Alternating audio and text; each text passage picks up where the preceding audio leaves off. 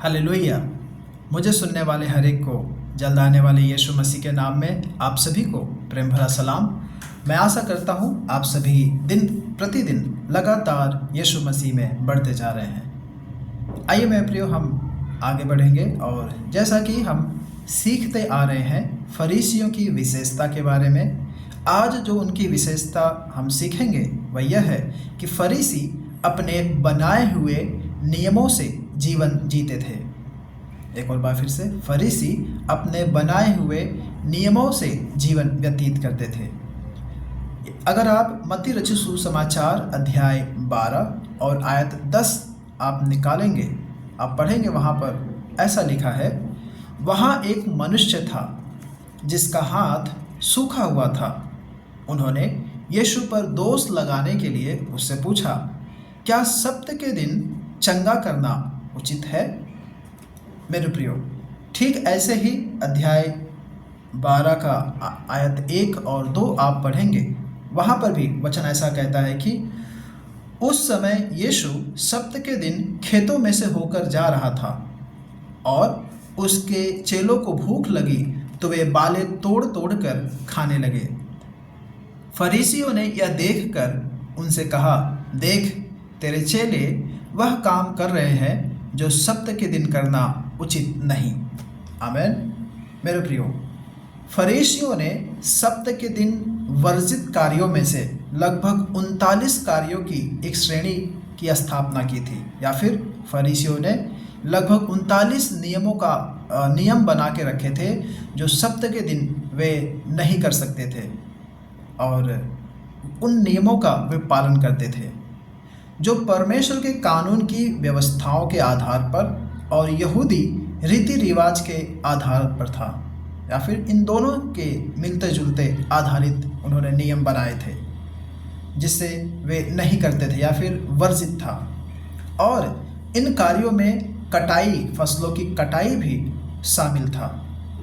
फरीसियों के अनुसार गेहूं उठाकर और अपने हाथों से रगड़कर चेले तकनीकी रूप से और बहुत ही बुद्धिमानी पूर्वक गेहूं की या फिर फसलों की कटाई कर रहे थे।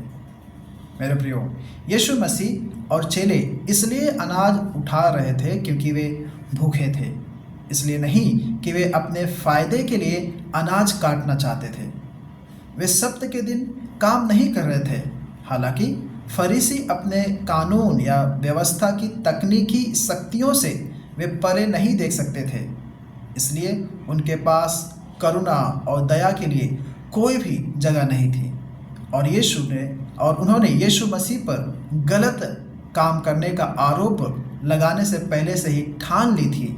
इसलिए उन फरीसियों ने यीशु और उसके चेलों पर दोष लगाया। हालांकि फरीसी लोग अपने बनाए हुए नियमों से जीवन जीते थे, वे यीशु मसीह के नियम से नहीं जीते थे या फिर यीशु मसीह के जीवन से वे कुछ नहीं चलते थे।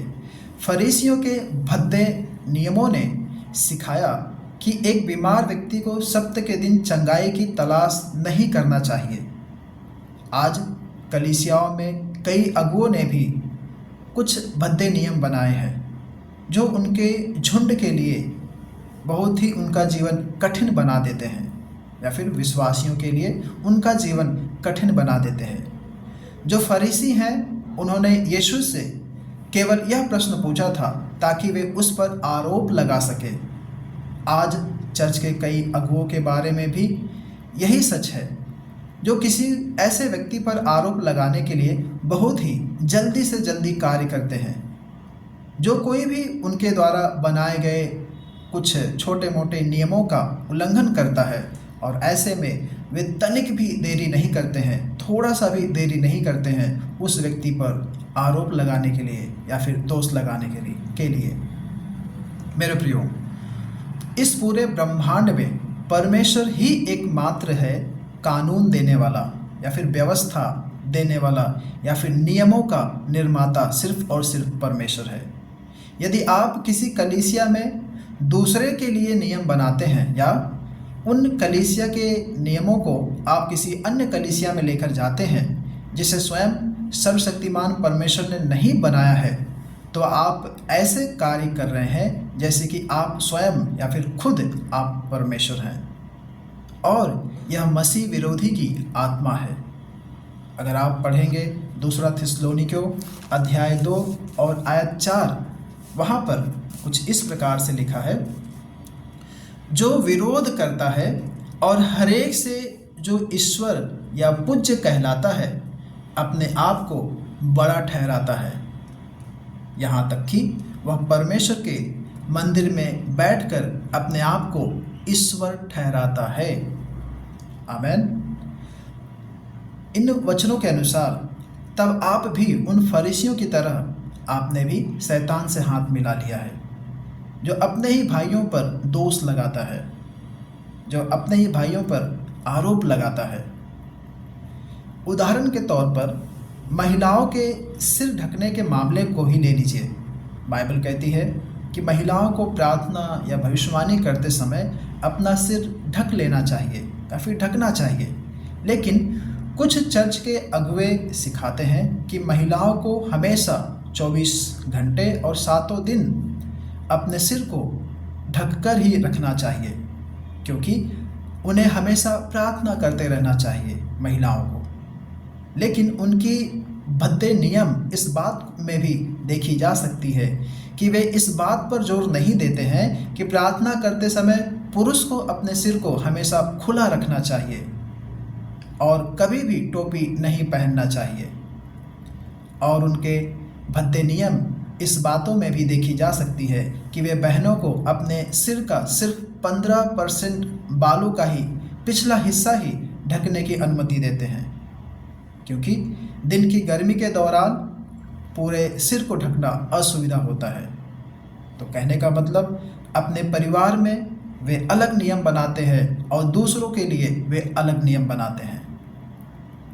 फरीसी पूरी तरह से भिन्न और विचित्र हैं, लेकिन आनंदपूर्वक उनके इस भद्दे नियम से वे अनजान भी हैं।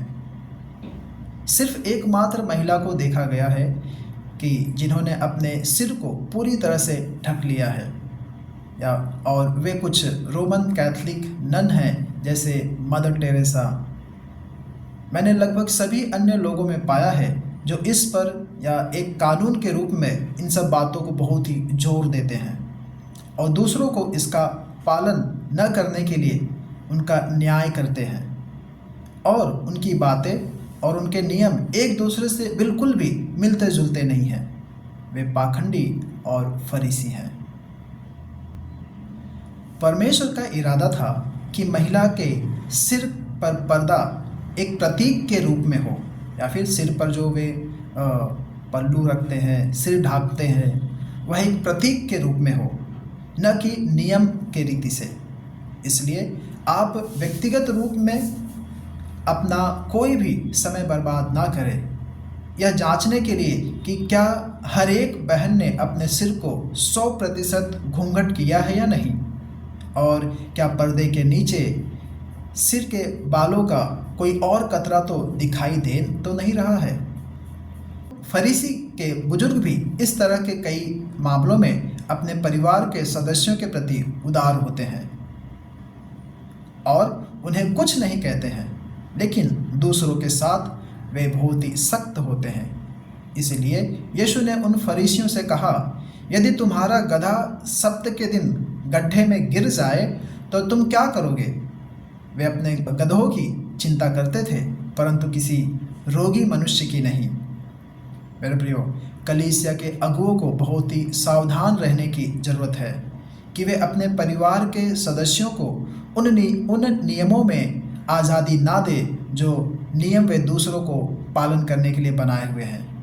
अगर वे चाहते हैं कि दूसरे मनुष्य उन सभी नियमों का पालन करें, तो पहले आप उन नियमों को अपने जीवन में, अपने परिवार में पालन करें और कोई भी फरीसी ना बने। तो होने पाए मेरे प्रियो, जैसा कि हमने सीखा, फरीसी अपने लिए और दूसरों के लिए सब अलग अलग नियम बनाते हैं। हम ऐसा ना करें। परमेश्वर आप सभी को इन वचनों के द्वारा आशीष करें। धन्यवाद।